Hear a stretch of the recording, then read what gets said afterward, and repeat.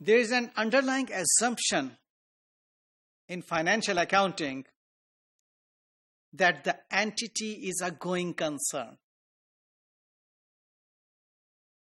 So put all your concentration to learn this concept, that entity is a going concern.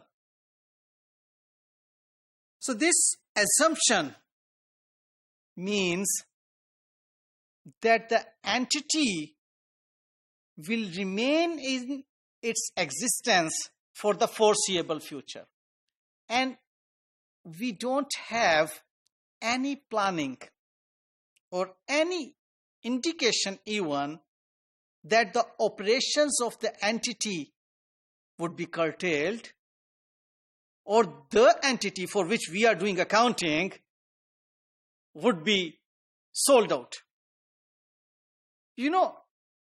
If the entity is not a going concern, we cannot put all the accounting concepts or accounting rules or accounting principles on the financial information to report in the financial statements.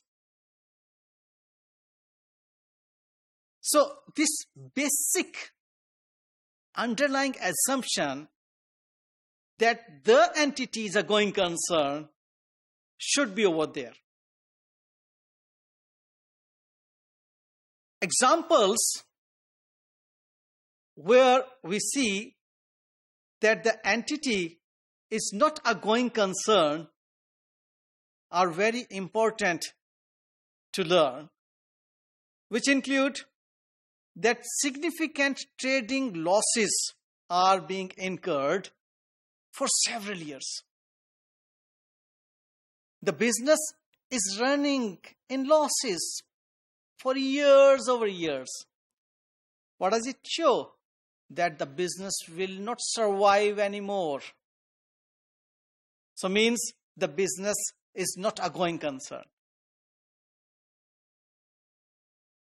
Liquidity position of the entity is deteriorating. Cash flow issues are there. Although there are profits, the business is earning profits but running short of cash. So if this is the situation, the business would not be able to meet its obligations in future. So it means might be there could be some going concern issues in future. Then high financial risk arising from increased debts level. The entity has taken so many loans, because of which debt burden is increasing on the entity, which can ultimately cause problems for the entity's survival in future. Then aggressive growth strategy not backed by sufficient finances. You are doing some overtrading. You are doing some commitments for future. You are selling your products in advance to your potential customers, but you are not having sufficient funds for production of those goods. So ultimately, you would not be able to fulfill your commitments, and your entity would no more be existing if you would not be able to fulfill your commitments. So aggressive growth strategy not backed by sufficient finance is also a problem.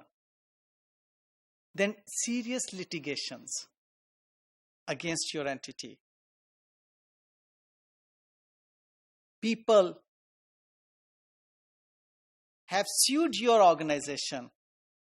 They have certain claims on your organization that your organization is obliged to pay in future. So the survival of this organization, which is having these indicators, would be very difficult. So this type of organization would be having going concern issues.